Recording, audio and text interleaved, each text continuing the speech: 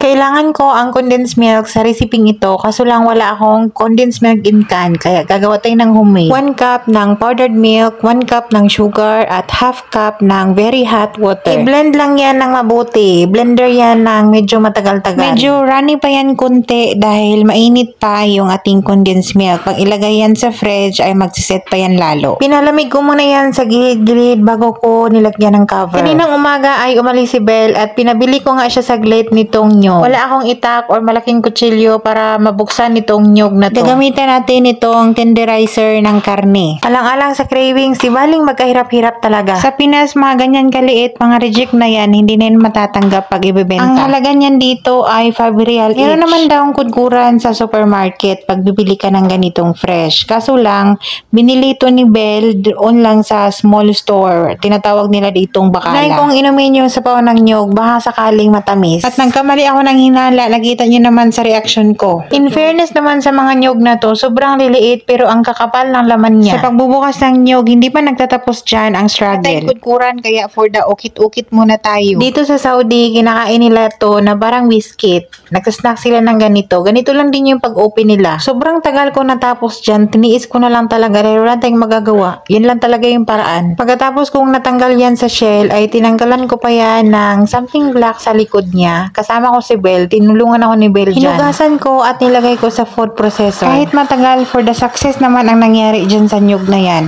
At ganito na yung itsura niya, pinong-pino na. Sobrang dami pala yung tatlong nyug na yun. Meron na tayong condensed milk at meron na din tayong nyug. Ngayon naman ay gagawa tayo nitong galapong. Wala akong food color na purple or OB flavor, kaya gagawa tayo ng DIY. Pinaghalo ko lang yung color blue and red sa konting tubig. Unang gawa ko dyan ay mas matapang yung blue, kaya nag-add pa ako ng red. Hindi ko na sinukat yung glutinous flour, tansyahan na lang. At nag-add lang ako ng paunti-unting tubig until ma-reach ko yung consistency na gusto ko. Kung meron kayong OB flavor, mas maganda yon. Mas mabango. Kailangan yung texture nito ay medyo madry, medyo matigas. Pangalawang gawa ko pa lang nitong puto bumbong dito sa Saudi. Alam kong hindi kayo nagtatanong, wala lang, gusto ko lang sabihin. Binasa ko lang yan until mag-form ng parang dough. Kailangan kasi medyo dry dyan dahil nga gagagarin pa natin yan bago i-steam. At dinirekta ko siyang ilagay dito sa aluminum foil na container. Una, lagyan muna natin yan or i-glaze muna natin yan gamit yung margarine. Margarine or margarine, pareho lang yun. Then, ginadgad ko, direkta ko naman nilagay dyan sa foil nga na container. Para hindi ko na siya mahawakan at hindi na magkadikit-dikit uli. Hindi ko siya kinapalan paglagay para madali lang siyang ma-steam. Tinansya ko lang enough na maubo sa isang tao. Habang ginagawa ko yan ay nagpakulo na ako ng tubig. Pati yung steamer natin ay DIY din. Malaking pot tapos nilagyan ko ng wire rack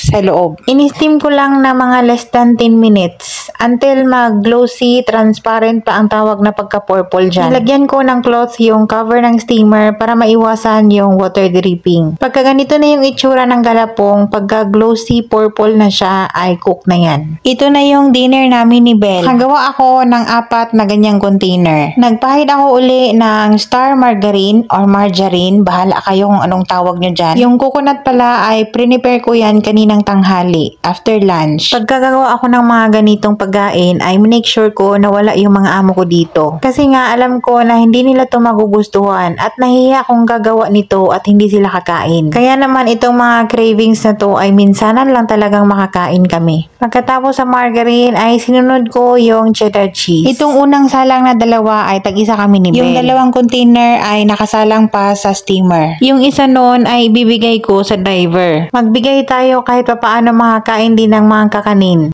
Then, sinunod ko na itong nyog na nilagay natin sa food processor kanina. Nilagay ko yan sa fridge para hindi masira agad. Sobrang dami pang natirang nyog. Sana hindi yan masira. Then, yung panghuli ko nilagay ay itong homemade condensed milk na ginawa natin kaninang umaga. Yung condensed milk ang tanging nagbibigay ng tamis dyan dahil walang lasa or wala akong nilagay na sugar doon sa galapong. Wala naman talagang ilalagay doon. Kung gusto nyong gumawa ng homemade condensed milk na ganito, kailangan blender nyo ng matagal at kailangan yung tubig ay mainit na mainit. Kain tayo! Hindi pala nakabukas. Ay ko. Kain mga tao! Gumawa si Madam Rice siya. Makain siya po lungbong. Nakalimutan mo mag-smile.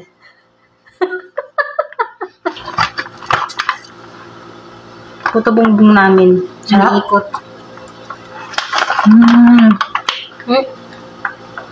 Hello mga tao. Masarap hindi? Sarap. So satisfied.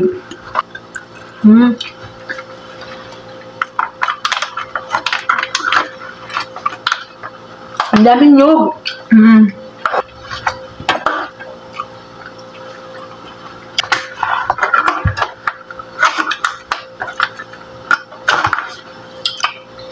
Sarap. Yummy. Ito yung Pasko sa February.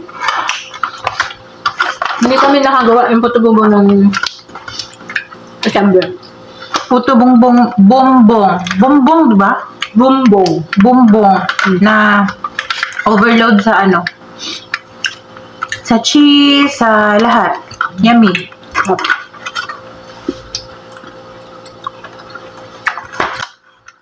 Ito na yung hapunan namin.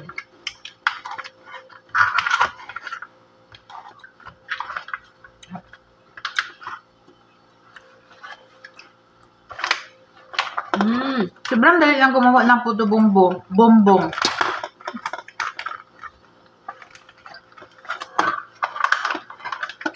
Pag anuhin to, punuin to. Pwede na to ibenta ng 100 sa Pinas. Tama ba? Lugi pa? Mahal na. Mahal na? Mahal na ang. Mahal na mabilihin.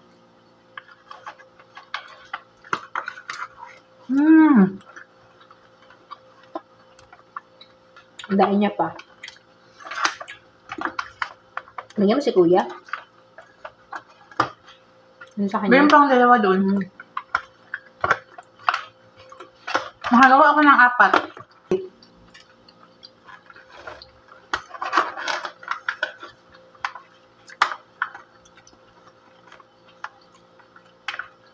Yung classic talaga classic na puto bumbong.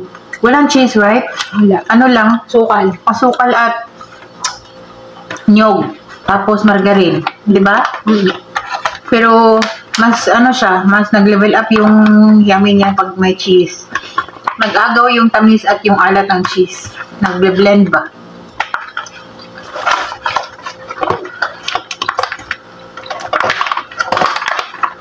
Yummy.